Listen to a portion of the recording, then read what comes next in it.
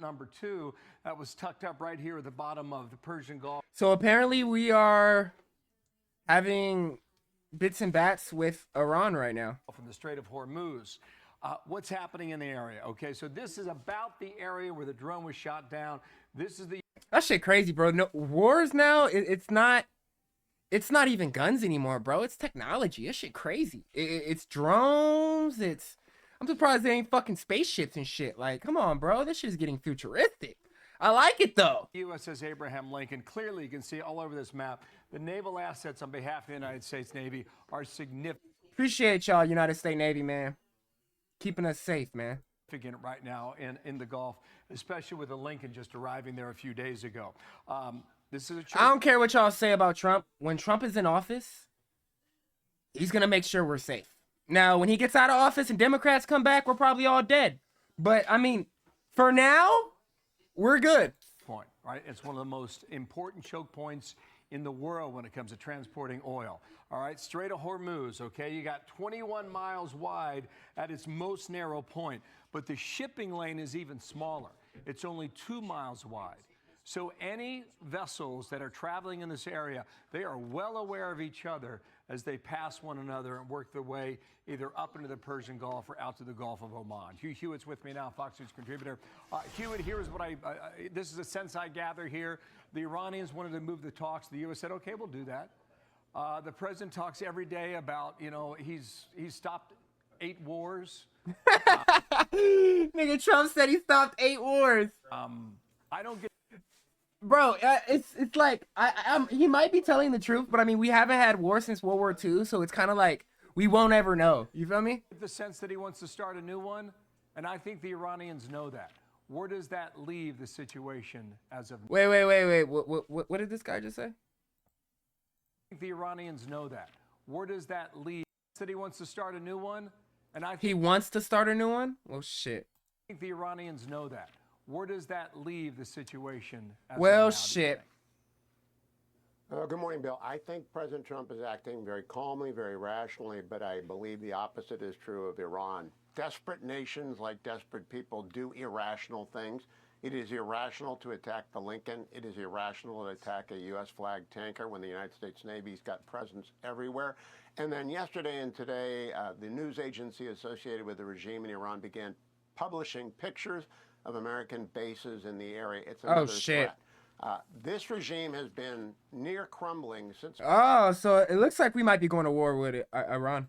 Midnight Hammer. And when the protests began in December, it got desperate. It murdered 30,000 or... Who knows, though? It might be all staged. You know how this world is. More of its own people. Videos came out this morning about the brutality of those attacks. Shit, it's possible that U.S. will bomb us and then blame it on Iran.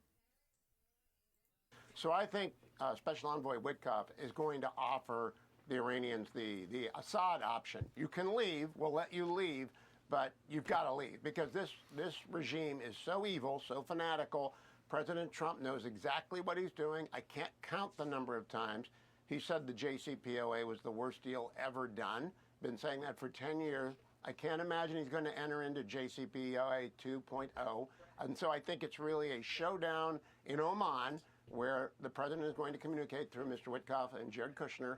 You have one option, which is to leave and then let us destroy your missiles because it's a dangerous, wounded beast, and they are acting completely crazy, not like someone that wants to negotiate. That's a suggestion about regime change. Wall Street Journal editorial board puts it this way, just today in the paper. The price of oil is lower today than it was at the start of the 12-day war in June, and the U.S.'s options to mitigate disruptions. Iran's regime and its proxies are at their weakest, and its people are waiting. Mr. Trump has forged his opportunity, and this is his moment to seize it. So make sure y'all looking up above. Make sure y'all see, if y'all looking at the missiles that land in our yard, make sure it's not coming from the U.S.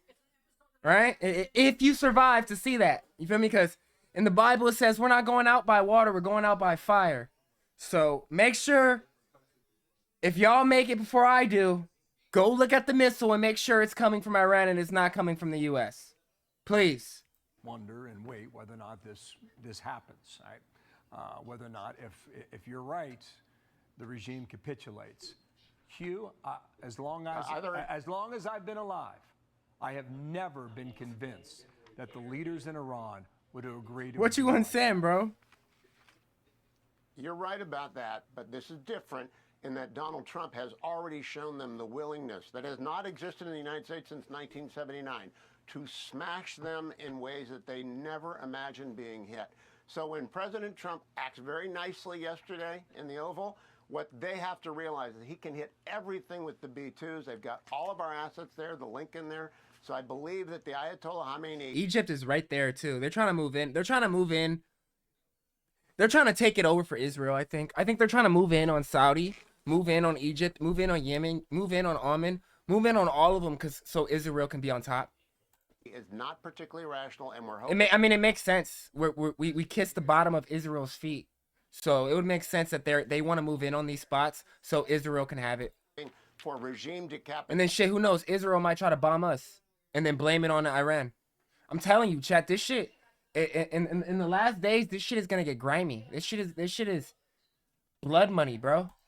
From within the regime, because there are a lot of people who don't want to be dead inside the IRGC and the Ayatollah. I mean, nobody wants to be dead, but everybody's gonna get it though. Down a corner to being dead. And you know who's the judge? You know who's the judge?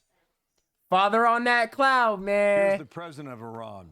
Kind of the same father that makes night and the sun come up, chat. New to the job, frankly. He said, I've instructed my Minister of Foreign Affairs, provided that a suitable environment exists, one free from threats. What rich people wish they can build, but they never could. That's an unreasonable expectations to pursue fair and equitable negotiations guided by the principles of dignity, prudence, and expediency. He doesn't have the final word. The supreme leader does. No, Bill, in his mid-80s. He's got as much authority as you and I do. He's just sending out, he's tweeting to the world that he's got power and authority. He's got nothing. The Ayatollah is the supreme leader. Only he and Khomeini, the first supreme leader, run anything. Damn, bro, now that you're talking about all this shit, you got me wanting to hop on the game. I miss shooting some shit.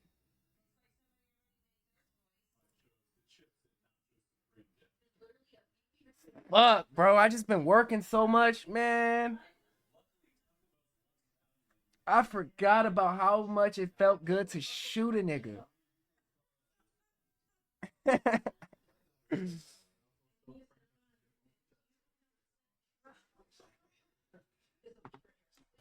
Unless and until someone arrests or puts a bullet into the Ayatollah in order to save the crumbling regime. So in other words, they're gonna put a bullet in them to get it. 2 weeks, they're losing millions of dollars a day. Their banks are collapsing. It is. They might not care about money. They might want their land. It's time for them to quit. We shall. They don't care about the money. They want their land. So y'all gonna have to fight them over the land. See. I know why y'all want the land. Thanks for coming on. The instant analysis as the events unfold today. Thank you, sir. Thank you, Bill. All right, Dana. Hey everyone, I'm Emily Campagno. Catch me and my co-hosts Harris Faulkner and Kaylee McEnany on Outnumbered. All right, don't forget to like, comment, and subscribe. That's it for this video. I'm out of here, man. 25-8, all gas, no brakes.